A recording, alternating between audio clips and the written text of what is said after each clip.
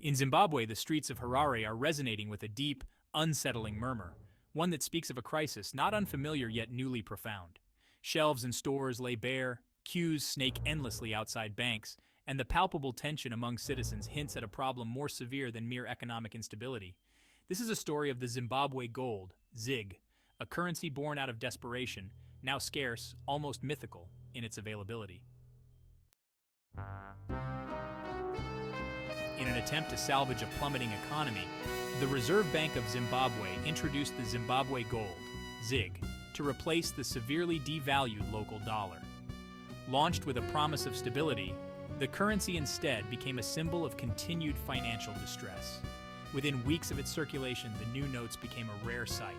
Banks, intended to be the primary distributors, were themselves starved of this new currency, leading to widespread frustration and panic. The introduction was marred by inadequate planning and execution. With the economy needing a robust injection of cash, only a trickle was forthcoming. The mismatch between the supply of ZiG and the economic demands has not only slowed transactions, but also fueled a crippling uncertainty that gnaws at the foundation of Zimbabwe's financial system. This initial mismanagement has eroded what little public trust remained in the country's financial institutions. The cascading effects are profound, impacting everything from daily shopping to business operations, setting a bleak tone for the currency's future. The scarcity of ZiG has thrown daily life and business into disarray. Transport services are hobbled, unable to make change for passengers, while supermarkets are forced to round prices or demand exact amounts, disrupting sales and customer relations. Local economist Gift Mugano highlights the severe mismatch between the money supply and economic size, criticizing the central bank's strategy and its execution.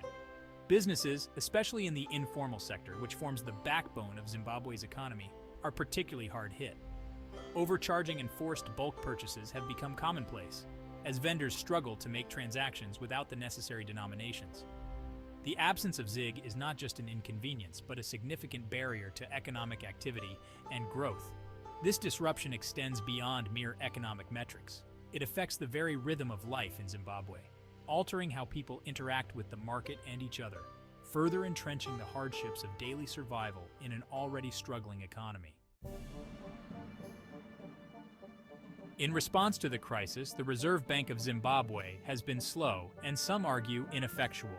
While the bank's governor, John Muchaitasei, has emphasized a cautious approach to avoid flooding the market with too much liquidity, critics like economist Prosper Chitambara argue that the current strategy might be too conservative, inadvertently deepening the crisis.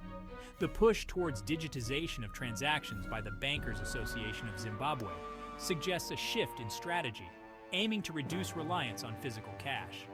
However, this move, while progressive, does not address the immediate needs of those without access to digital banking services.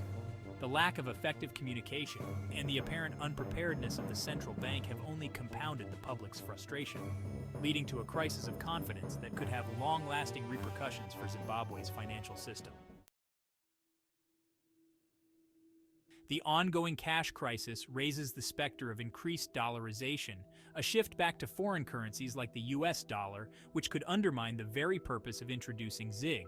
This re-dollarization could signal a lack of faith in local monetary policies and further destabilize the economy. As Zimbabwe grapples with its sixth attempt to establish a functioning local currency since 2008, the path ahead is fraught with challenges. Economists and policymakers must navigate these turbulent waters with a strategy that balances the need for liquidity with the imperative to build trust and stability.